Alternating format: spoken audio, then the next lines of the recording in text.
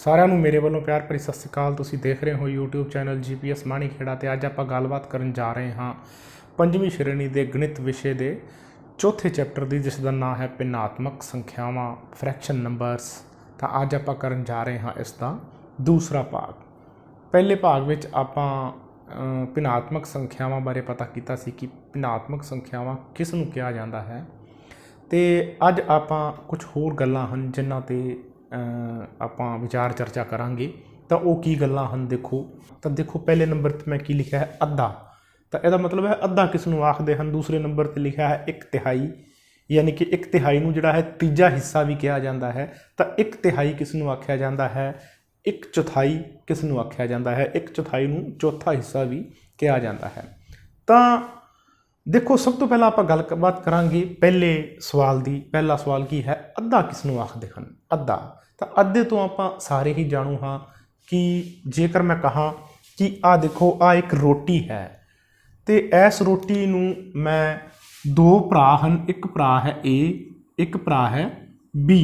ਮੈਂ ਇਸ ਰੋਟੀ ਨੂੰ A ਅਤੇ B ਦੇ ਵਿੱਚ ਵੰਡਣਾ ਚਾਹੁੰਦਾ, ਬਰਾਬਰ ਵੰਡਣਾ ਚਾਹੁੰਦਾ।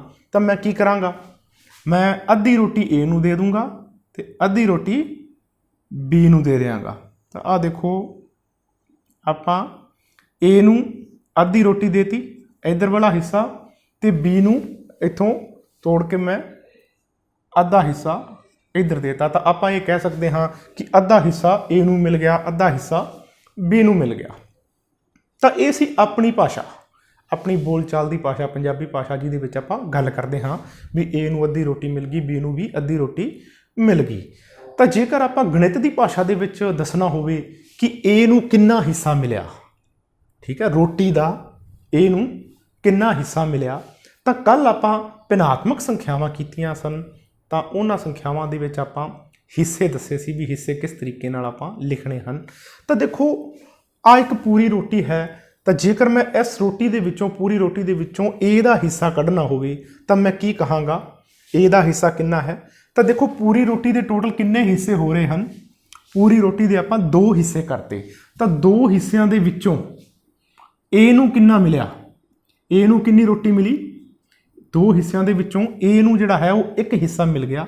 ਤਾਂ 2 ਦੇ ਵਿੱਚੋਂ ਇੱਕ ਹਿੱਸਾ A ਨੂੰ ਮਿਲਿਆ ਹੈ ਨਾ। ਤਾਂ A ਨੂੰ ਜਿਹੜੀ ਰੋਟੀ ਕਿੰਨੀ ਮਿਲੀ, 1/2 ਮਿਲੀ। ਪੂਰੀ ਰੋਟੀ ਦਾ 1/2 ਹਿੱਸਾ A ਨੂੰ ਮਿਲ ਗਿਆ। ਉਸੇ ਤਰੀਕੇ ਨਾਲ B ਨੂੰ ਦੇਖੋ ਬਈ, B ਨੂੰ ਕਿੰਨੀ ਰੋਟੀ ਮਿਲੀ। ਤਾਂ B ਨੂੰ ਦੇਖੋ ਟੋਟਲ ਰੋਟੀ ਦੇ 2 ਹਿੱਸੇ ਹਨ, 2 ਦੇ ਵਿੱਚੋਂ B ਨੂੰ ਕਿੰਨੇ ਹਿੱਸੇ ਮਿਲੇ, 1 ਹਿੱਸਾ ਮਿਲਿਆ। ਤਾਂ ਆਪਾਂ ਆਪਣੀ ਭਾਸ਼ਾ ਦੇ ਵਿੱਚ ਕਹਿ ਰਹੇ ਸੀ ਦੇਖੋ A ਨੂੰ ਅੱਧੀ ਰੋਟੀ ਮਿਲੀ ਹੈ ਤੇ B ਨੂੰ ਵੀ ਅੱਧੀ ਰੋਟੀ ਮਿਲੀ ਹੈ। ਪਰ ਗਣਿਤ ਦੀ ਭਾਸ਼ਾ ਦੇ ਵਿੱਚ A ਨੂੰ ਕਿੰਨੀ ਰੋਟੀ ਮਿਲ ਰਹੀ ਹੈ, 1/2 ਮਿਲ ਰਹੀ ਹੈ, ਤੇ B ਨੂੰ ਵੀ 1/2 ਮਿਲ ਰਹੀ ਹੈ। ਤਾਂ ਇੱਥੋਂ ਆਪਾਂ ਨੂੰ ਕੀ ਪਤਾ ਲੱਗਿਆ, ਇੱਥੋਂ ਆਪਾਂ ਨੂੰ ਇਸ ਗੱਲ ਦਾ ਪਤਾ ਲੱਗਿਆ ਕਿ ਜਿਹੜਾ ਅੱਧਾ ਹੈ, ਅੱਧੇ ਦਾ ਮਤਲਬ ਹੈ 1/2, 1/2, ਯਾਨੀ ਕਿ ਕਿਸੇ ਵੀ ਇੱਕ ਚੀਜ਼ ਦੇ 2 ਹਿੱਸੇ, ਠੀਕ ਹੈ। ਤਾਂ ਇਹ ਹੈ ਅੱਧਾ। ਤਾਂ ਅੱਧੇ ਨੂੰ ਤੁਸੀਂ ਅੱਗੇ ਜਦੋਂ ਗਣਿਤ ਦੇ ਵਿੱਚ ਜਦੋਂ ਵੀ ਕਿਤੇ ਅੱਧਾ ਲਿਖਿਆ ਆਵੇ ਤਾਂ ਉਸ ਦਾ ਮਤਲਬ ਕੀ ਸਮਝੋਗੇ, 1/2। ਤਾਂ ਦੇਖੋ ਬਈ ਅੱਗੇ ਆਪਾਂ ਗੱਲ ਕਰਦੇ ਹਾਂ ਸੈਕਿੰਡ ਕੁਐਸਚਨ ਦੀ, 1/3 ਕਿਸ ਨੂੰ ਕਹਿੰਦੇ ਹਨ, ਯਾਨੀ ਕਿ ਤੀਸਰਾ ਹਿੱਸਾ ਕਿਸ ਨੂੰ ਕਿਹਾ ਜਾਂਦਾ ਹੈ। ਤਾਂ ਦੇਖੋ ਉਸੇ ਤਰੀਕੇ ਨਾਲ ਹੀ ਆਪਾਂ ਇੱਕ ਐਗਜ਼ਾਮਪਲ ਲੈਂਦੇ ਹਾਂ। ਦੇਖੋ 3 ਭਰਾ ਹਨ, ਇੱਕ ਦਾ ਨਾਂ ਹੈ A, ਇੱਕ ਦਾ ਨਾਂ ਹੈ B ਤੇ ਇੱਕ ਦਾ ਨਾਂ ਹੈ C।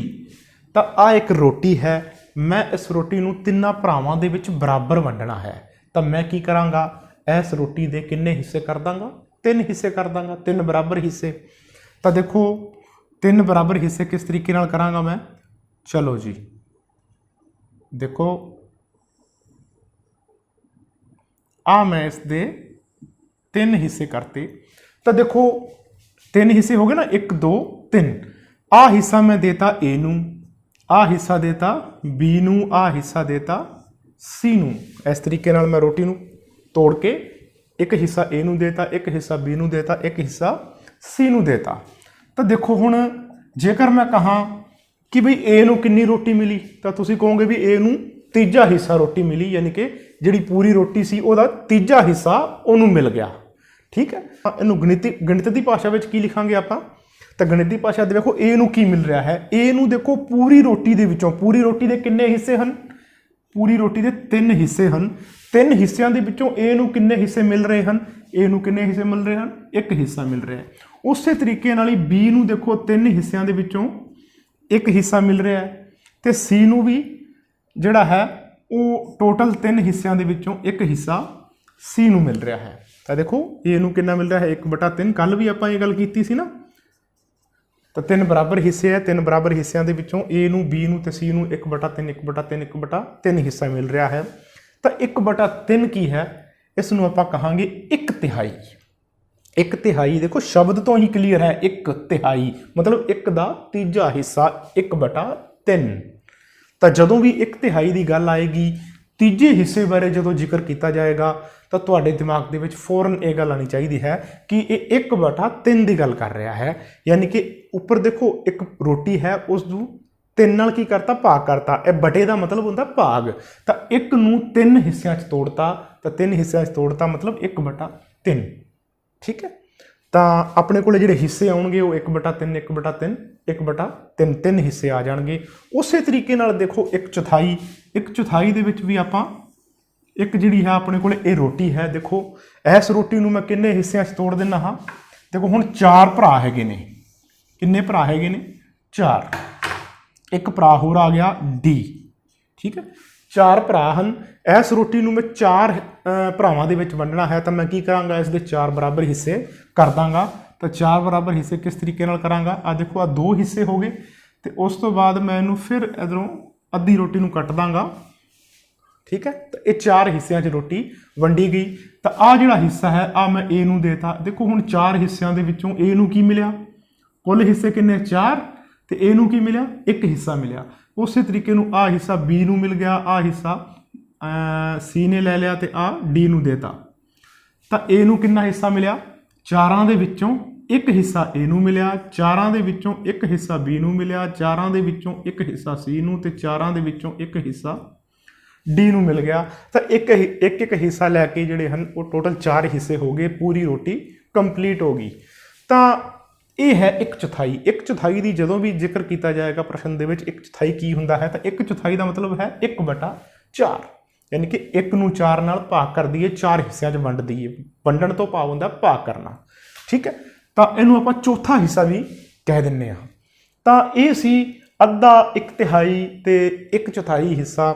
ਇਸ ਤੋਂ ਬਾਅਦ ਦੇਖੋ 8ਵਾਂ ਹਿੱਸਾ ਵੀ ਕੱਢਣ ਨੂੰ ਕਿਹਾ ਜਾ ਸਕਦਾ ਹੈ। 10ਵਾਂ 12ਵਾਂ ਜਾਂ ਜਿੰਨਵਾਂ ਹਿੱਸਾ ਵੀ ਤੁਹਾਨੂੰ ਕਿਹਾ ਜਾਂਦਾ ਹੈ। ਤਾਂ ਤੁਸੀਂ ਜੇਕਰ ਦੇਖੋ ਕਿਸੇ ਵੀ ਵਸਤੂ ਦਾ ਜਿਹੜਾ 12ਵਾਂ ਹਿੱਸਾ ਹੋਏਗਾ ਉਹ ਕੀ ਹੋਏਗਾ? ਮੰਨ ਲਓ ਕੋਈ ਵਸਤੂ ਹੈ, ਕੋਈ ਰੋਟੀ ਹੈ, ਜੇਕਰ ਆਪਾਂ ਉਸ ਨੂੰ 12 ਹਿੱਸਿਆਂ 'ਚ ਵੰਡੀਏ ਤਾਂ ਜਿਹੜਾ ਉਸ ਦਾ 12ਵਾਂ ਹਿੱਸਾ ਹੋਏਗਾ ਉਹ ਕਿੰਨਾ ਹੋਏਗਾ? 1/12। ਦੇਖੋ ਜਿਵੇਂ ਚੌਥਾ ਹਿੱਸਾ 1/4 ਹੈ, ਤੀਜਾ ਹਿੱਸਾ 1/3 ਹੈ, ਤੇ ਅੱਧਾ ਹਿੱਸਾ 1/2 ਹੈ। ਉਸੇ ਤਰੀਕੇ ਨਾਲ 12ਵਾਂ ਹਿੱਸਾ ਕਿੰਨਾ ਹੋਏਗਾ? 1/12। ਤਾਂ ਅੱਧਾ, 1/3 ਅਤੇ 1/4 ਕਰਨ ਤੋਂ ਬਾਅਦ ਆਪਾਂ ਪਿੰਨਾਂ ਸੰਬੰਧੀ ਕੁਝ ਹੋਰ ਗੱਲਾਂ ਹਨ ਜਿਨ੍ਹਾਂ 'ਤੇ ਚਰਚਾ ਕਰਦੇ ਹਾਂ। ਦੇਖੋ ਸਭ ਤੋਂ ਪਹਿਲਾਂ ਮੈਂ ਇੱਕ ਪਿੰਨ ਲਿਖਦਾ ਹਾਂ, ਯਾਨੀ ਕਿ ਇੱਕ ਫਰੈਕਸ਼ਨ ਨੰਬਰ ਮੈਂ ਲਿਖ ਰਿਹਾ ਹਾਂ। ਪਿੰਨ ਮੈਂ ਲਿਖਤਾ ਇੱਥੇ 4/5। ਤਾਂ ਕੋਈ ਵੀ ਪਿੰਨ ਹੋਵੇ ਉਸ ਦੇ ਹਮੇਸ਼ਾ 2 ਹਿੱਸੇ ਹੋਣਗੇ। There are 2 parts of a fraction number. ਤਾਂ 2 ਹਿੱਸੇ ਇਸ ਦੇ ਕਿਹੜੇ ਹੋਣਗੇ? ਇੱਕ ਤਾਂ ਦੇਖੋ ਉੱਪਰ ਵਾਲਾ ਹਿੱਸਾ, ਤੇ ਇੱਕ ਹੈ ਇਸ ਦਾ ਨੀਚੇ ਵਾਲਾ ਹਿੱਸਾ। ਜਿਹੜਾ ਪਿੰਨ ਦਾ ਉੱਪਰਲਾ ਹਿੱਸਾ ਹੈ ਉਸ ਨੂੰ ਕਹਿੰਦੇ ਨੇ ਅੰਸ਼। ਉਸ ਨੂੰ ਕੀ ਕਿਹਾ ਜਾਂਦਾ ਹੈ? ਉਸ ਨੂੰ ਕਿਹਾ ਜਾਂਦਾ ਹੈ ਅੰਸ਼। ਇੰਗਲਿਸ਼ ਦੇ ਵਿੱਚ ਇਸ ਨੂੰ ਨਿਊਮਰੇਟਰ ਕਿਹਾ ਜਾਂਦਾ ਹੈ। ਨਿਊਮਰੇਟਰ। ਤੇ ਜਿਹੜਾ ਪਿੰਨ ਦਾ ਥੱਲੜਾ ਹਿੱਸਾ ਹੈ ਉਸ ਨੂੰ ਅਸੀਂ ਪੰਜਾਬੀ ਦੇ ਵਿੱਚ ਹਰ ਕਹਿੰਦੇ ਹਾਂ, ਤੇ ਇੰਗਲਿਸ਼ ਦੇ ਵਿੱਚ ਇਸ ਨੂੰ ਡਿਨੋਮੀਨੇਟਰ ਕਿਹਾ ਜਾਂਦਾ ਹੈ।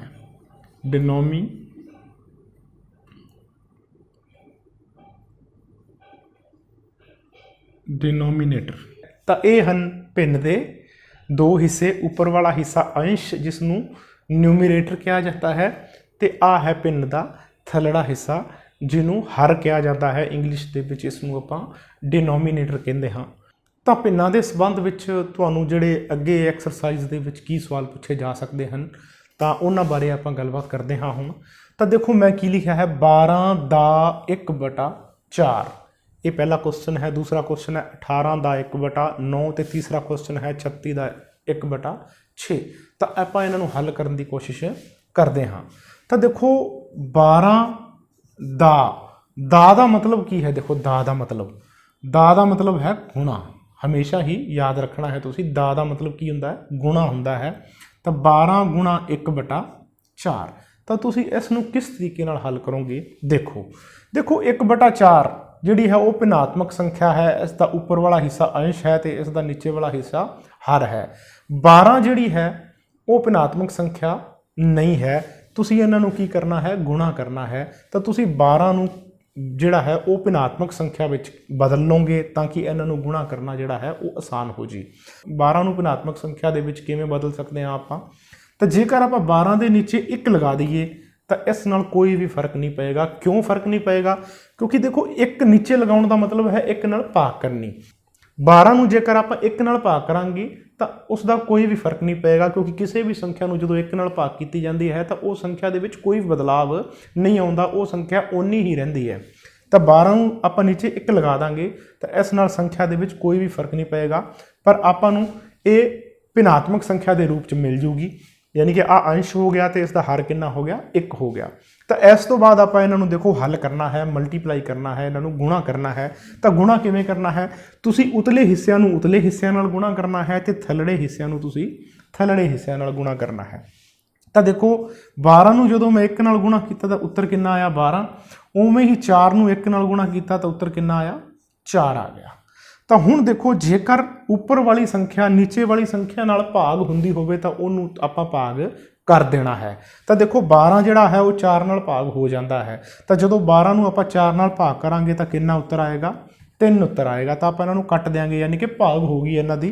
तो भाग हो के कितना उत्तर आया? यानी कि इन्हां नूं कट के कितना उत्तर आया? 3 आया ना। तो 3 अपने कोले उत्तर आ गया। उस तरीके नाल ही आपां 18 नूं 1/9 नाल गुणा करते हाँ। तो देखो 18 ਦਾ मतलब की है? गुणा। 18 ਦਾ 1/9। उस तरीके नाल ही आपां 18 नूं की करांगे? आपां भिन्नात्मक संख्या दे विच बदल लांगे तो 1 नाल भाग कर दांगे तो 1 थल्ले लगा दांगे तो उस नाल 18 दे विच कोई तब्दीली नहीं आएगी। पर हुण आपां नूं क्वेश्चन करना आसान हो जाएगा। तो तुसीं की करोगे? उपरलियां संख्यावां नूं उपरलियां संख्यावां नाल ते थल्लड़ियां संख्यावां नूं थल्लड़ियां संख्यावां नाल गुणा कर दोगे। 18 नूं 1 नाल गुणा कीती तो कितना आया? 18। उवें ही 9 नूं 1 नाल आपां गुणा किया तो कितना आया? 9। तो जदों भी अपने कोले 18/9 आ गया, जदों भी इस तरह की संख्या आउंदी है, जेकर उपर वाली संख्या नीचे वाली संख्या नाल भाग हुंदी है तो आपां इसनूं भाग कर दांगे। तो 18 जिहड़ा है 9 ते भाग हो जाएगा। 9 एकम 9, 9 दूनी 18। तो उत्तर कितना आ जाएगा? अपने कोले 2 आ जाऊगा। उस तरीके नाल तीसरी एग्जाम्पल देखो 36 ਦਾ 1/6 पता करना है। ਦਾ मतलब की करना है? गुणा करनी है इसनूं 1/6 नाल। तो 36 नूं उस तरीके नाल भिन्नात्मक संख्या में बदल लें हाँ, आप 1 नाल भाग कर दें हाँ, तो कोई फर्क नहीं पेगा। उस तो बाद देखो भी 36 नूं आप 1 नाल गुणा कर देंगे, 6 नूं आप इस 1 नाल गुणा कर देंगे। तो देखो 36 एकम 36, 6 एकम 6। तो हुण जे इन्हां दी भाग हुंदी है तो आप इन्हां दी भाग भी कर देंगे। देखो 36 जिहड़ा है वो 6 ते भाग हो जाता है। तो देखो 6 ते 36 कित्थे भाग होएगा? 1 छिका छिका, 2 छिके 12, 3 छिके 18, 4 छिका 24, 5 छिका 30, 6 कम 36। तो 6 उत्तर आ जाएगा अपने कोले।